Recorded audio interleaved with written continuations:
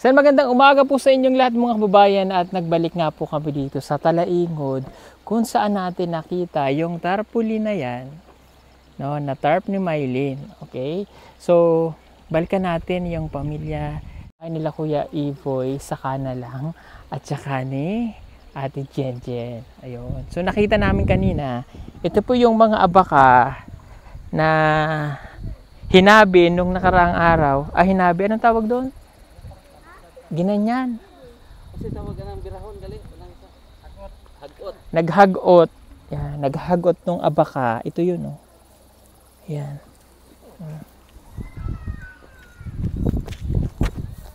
Okay.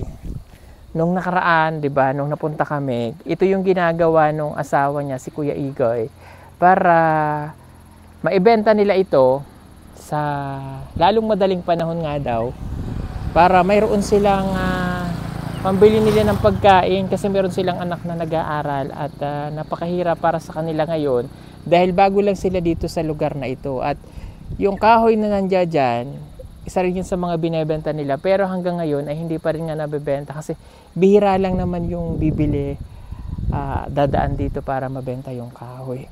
Anyway, puntahan naman po natin sila dun sa kanilang bahay. So alam nyo, konti pa lang yung abaka nila. Magkano kilo ng abaka ngayon? 60? O, medyo mahal na rin. Kung makailang kilo ka nyan, kahit paano malaking pera na din po yun. Halika na. Ayan. Ayan o. At kasama rin po pala natin ngayon, nagbabalik na ang ating pambansang translator ng ating kasamahan na si Peking Bombay. Halika.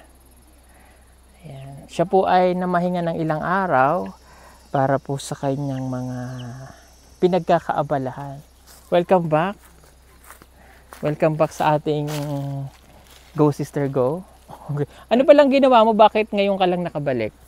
Doon ako sa ginapatayo ko pa yung bahay ng mama ko. Wow. Mayroon po pala siyang pinapatayong bahay. Congratulations sa bagong bahay. Titingnan natin, baka makabisita tayo dun para makita natin ang bahay nila. Ano lang yun? Kubo-kubo lang? Hindi ano-ano lang yun. Bahay pa rin yan, di ba? Katas yan ang pagsisikap ni Edito. Halika na. Okay. So, siguro naman familiar ka dito, ano? Ito si Mylene. Ayan. Si Mylene, di ba?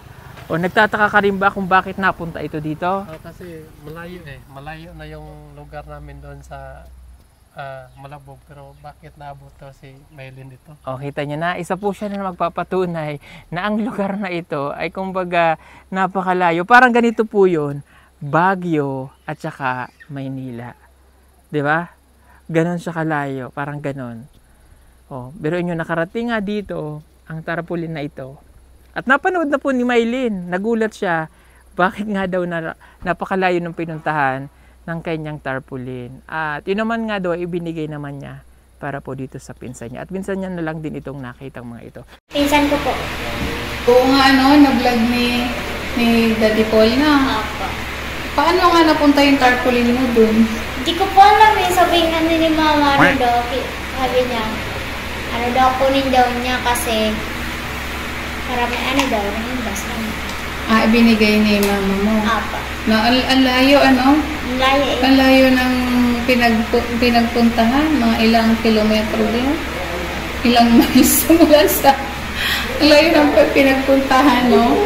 Nagulat sila, sila Daddy Paul kasi mga Eli, bakit may napunta yung tarpaulin mo doon? Mo, anong nakita mo? Nakita mo yung pinapanood mo nandun yung tarpaulin. Nagulat po ako. Nagulat. Nagalahay yung tarpaulin mo. Pero sa isang banda, dati daw nasa kwarto mo yun, ano? Apa. Nasa kwarto ni Mylene. Pero napunta at least, yun, kumbaga, naging silbing sangga nila doon sa bahay, no? Parang sangga. Kaya lang nakakaagaw pansin. Pag dumaan ka doon sa kalsada na yon, makikita yung mukha mo. Kaya nga sabi nga nila ano daw. Sabi marami doon ang hanap sa akin doon. So daw nila ako makita. Ayun.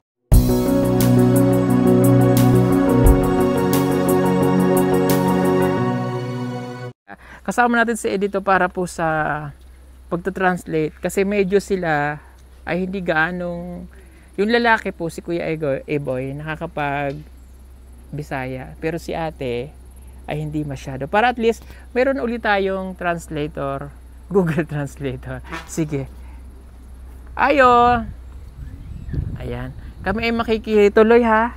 Sige, ito po kasi lugar nila, daanan talaga ito ng mga sasakyan at kasi kalsada. Kaya pasensya na po kayo kung mayroon kayong maririnig na isang malakas na busena kasi may dumaang pong tren. Hindi train yun. Hindi ba yung tren? Okay, sorry. Okay. Okay. Pasok tayo. O, pasensya na ulit kayo ha. Kami ay manggagambala ng aming team. Okay. Kailan mo to? Wala pa? Okay. Anong tingin mo sa kanya? Murag wa gid ko kaila ni.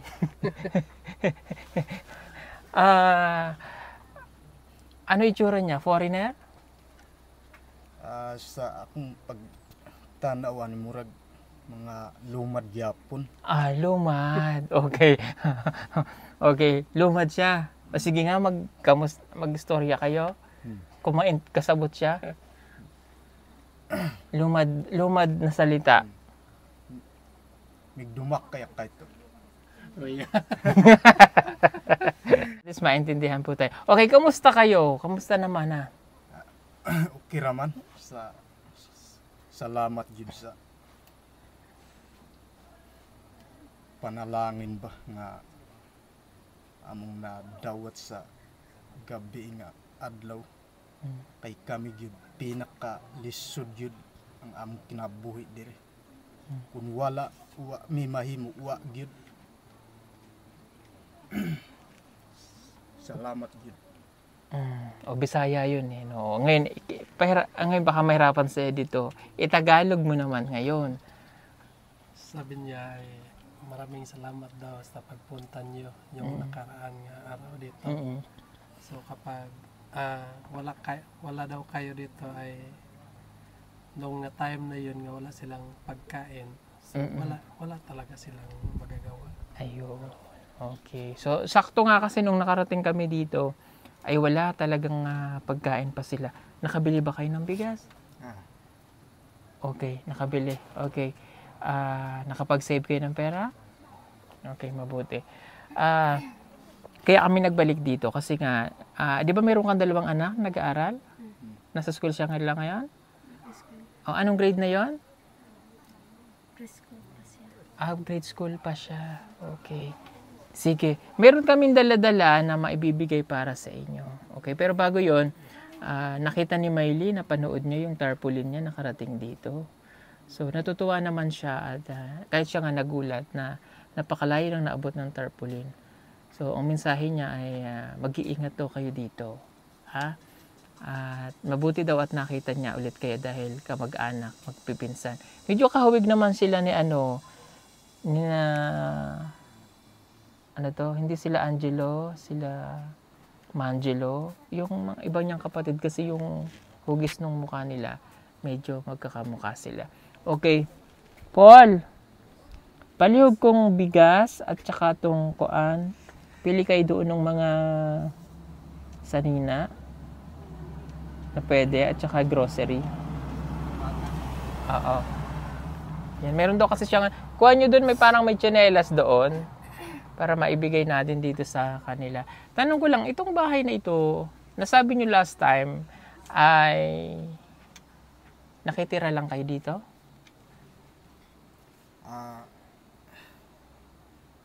Diri nga lugar. Ilag yun nga lugar ang Kasi rin balay, kaniyong balay siya. kanami iya sir. Kanami iya. Yang kadluwas. So, ito nga, sabi niya, itong bahay, sa kanila na itong bahay. Okay, sa inyo na ito. Okay, kaya ako naman naitanong kasi nga, baka kako hindi po sa kanila, if ever lang, no?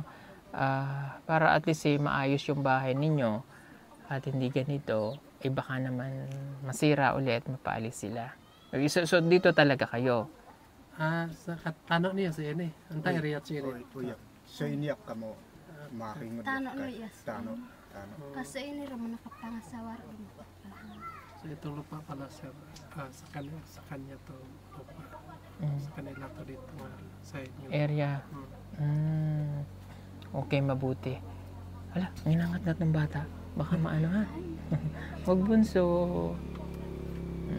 Okay. Napansin ko rin, wala ang mga, ayun. Kala ko wala kayong mga kaldero eh. May mga ano naman pala sila. May mga ganon. O kamusta yung suga? Nagamit nyo? Na naggamit. Maliwanag? Mayag dad. Mayag din. Ano yun? Ano yun? Mayag. Mayag. Mahayag. Maliwanag. Sa lumad, mayag. Mayag. Okay. Mayag. Oo. Mayag, di ba? Ibig sabihin po nun maliwanag. At least meron natin matutunan bagong salita. Mayag. Ibig sabihin ng mayag, maliwanag. Okay. Pag maganda, maupiya. Maupiya. Ayan. Okay. Sige, antayin lang natin. Kasi para mabigyan ulit namin kayo na mayroon doong grocery at saka bigas. Tapos may mga damit din. Tingnan natin kung may magkakasya sa mga bata. Kanino galing yung yung package na yung local na pinadala, Kuya Eli? Yung kulay blue? Naka-plastic na blue? Walang pangalan? Hindi ko na, baka nakasulat doon sa karton. Sa karton. O sige, tingnan na lang natin mamaya. Marami pong salamat. Kasi, yun po, dinadala na namin lahat ng mga package na pinapadala po para pamigay na namin. Ayan, ito na ang ating team. Ay ka. Ayan. Okay, may dilata dyan kasi yung mga bata may biscuit dyan para pag napasok, ha? May mga dilata dyan, okay? Tapos, meron kami ditong mga itong mga tsinelas. Tingnan mo nga kung kasya kay Tutoy. Doon sa anak niyong pumapasok, kasya. Marami pong salamat doon sa nagbigay. Ayan, bigyan namin kayo ng bigas. Hindi ba magiba? Ayan, ito ha, kasya yan. Thank you po doon sa nagpadala. Kasya kayo doon sa pumapasok mo? Gawag dos ka ta ng eskwela na natin. Kasya na. Kasya? Okay. Tingnan natin ito. May mga used clothes dito eh. Ayan, pwede yan sa'yo, Day.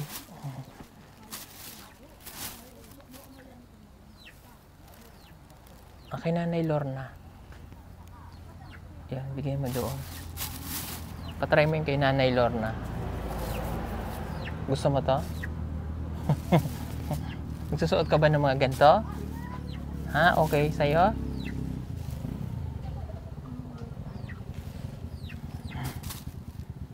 Ito pa.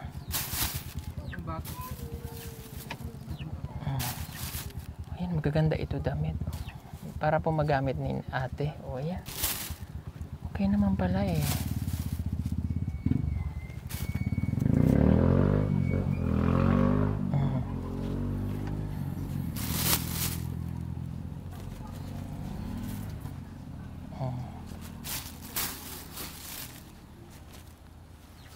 Ay, pambabae ito. May babae ka bang anak?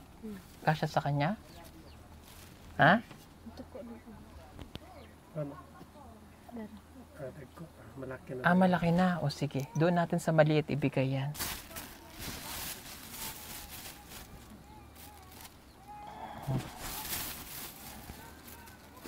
Ito pa. O yan. Tapos dito. Yan pa dito.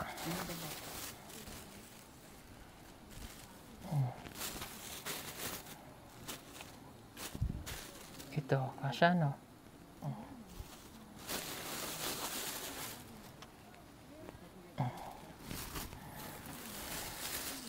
Ayan.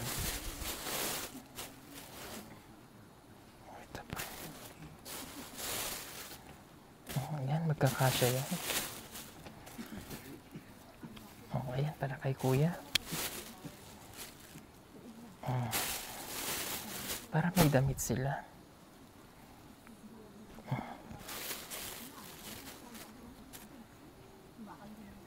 Oh. Ayan. Okay. Ganun pang bata. Ayan. Okay na to. Oh, sige. Oh, sa inyo na ito, ha? Oh, ayan.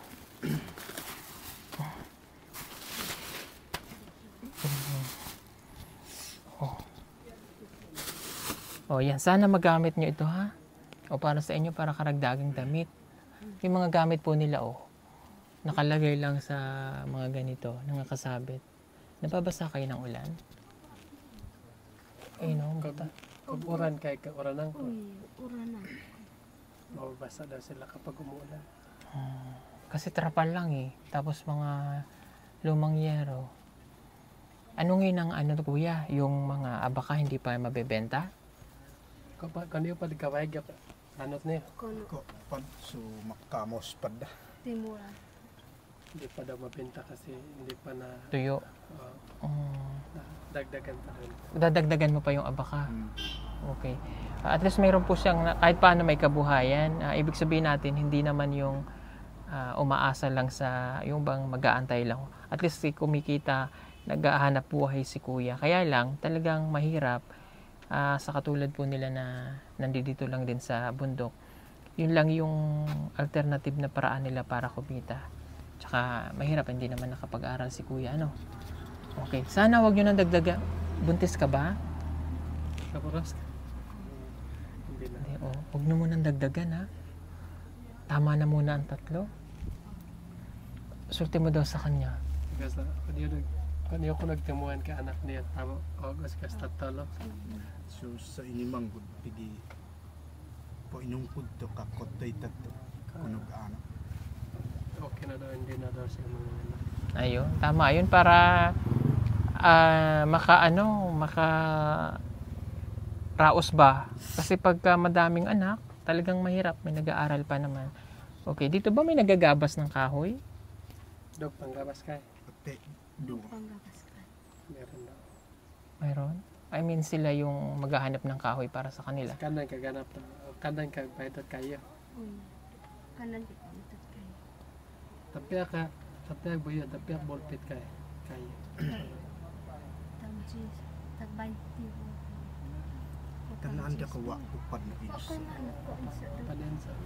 Kabalo magpanday ng balay? Katong puro na panday. Kakatong babae. Corona. Hindi daw? Hindi raw. Okay, isa sa mga problema natin yun kapag dahil malayo,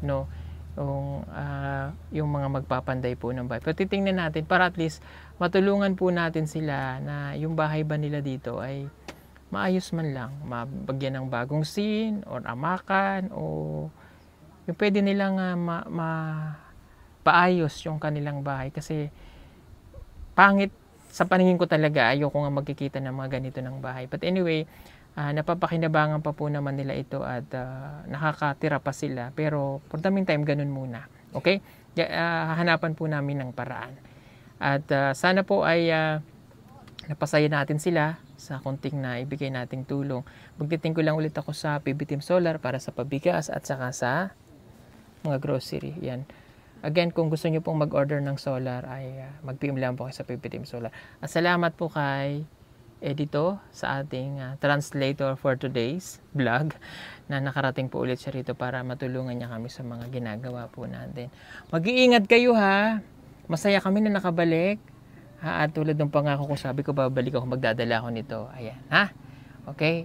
Babalik ulit kami. Okay? Sige po at may pupuntahan po kami na isa pa na kasama doon sa mga kamag-anak ni Mylene na natulungan natin. Okay? So ito po yung bahay naman nung matanda po natin na nakita na naglalagay ng mga bubong na dahon at nakatambay siya dito na wala na yung kahoy niya. Pabilis po. Kamusta ka, Nanay? Doon ka dito. Pasok ka sa sulod. Dito muna ako. Baka magiba tayo eh. Ayan. Siya po si Nanay Purita. Yung last time na nakita nga natin. Oh. Ganda mo nanay ngayon ah. Oh, ay salamat sa pangtinola. Joke lang. Ay hindi ba? O diyan ka muna. Bait mo naman. Manok mo? Ay ang galing. May alaga ka palang manok. Ilang taon na yan? Di ambulansya man ako. Piyabuan. Hindi rin niya alam. Ah, hindi niya alam. O sige. O doon ka muna at baka matinula ka. May dala kong tanglad. O doon ka. Bait siya. Kamusta ikaw?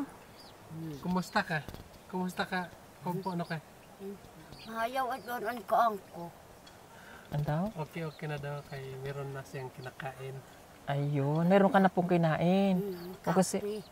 Oh, kape. Nakabili ka na ng kape? Okay. Kasi last time nga napunta tayo dito, wala pa yung pagkain. Okay. Dagdagan natin ang pagkain mo. Oh, palihog ko. Oh, Bisaya yun. Ayan. O, bigyan kita nito.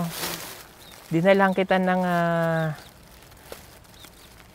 gusto mo para hindi ka nagugutuman. O. Mayroon kang biscuit. O, ayan. Pag gusto mo magmerienda, may kape, may asukal, may dilata. Ha? O. Para kay Lola Purita. At saka, pasensya na po kahit medyo maingay yung kalsada dahil marami pong ano dito, or maraming motor na dumadaan. Tapos, bigyan namin kayo nitong bigas. Ayan. Bigyan namin kayo ng bigas. Ayan. Para kay nanay. Para mayroon na siyang... Ayaw ko na at banusyan doon ang pagkaunong ko. Oh, Kung apad o kita. Para daw hindi na daw siya magugutom kasi meron na tayong binibigay sa kanya ng bigas. ayun. Hindi na daw magugutom si nanay. Kasi meron na siyang bigas. O, tama naman yun kasi nga, matanda na ito, malabo pa mata. So, meron na siyang bigas. Oh! Kunaad og kita. Kunaad og kita kung hindi at maboros. Hindi na daw siya makakita kapag pumunta pa siya doon sa kanya sakahan. O, huwag ka na pupunta doon, nay, no?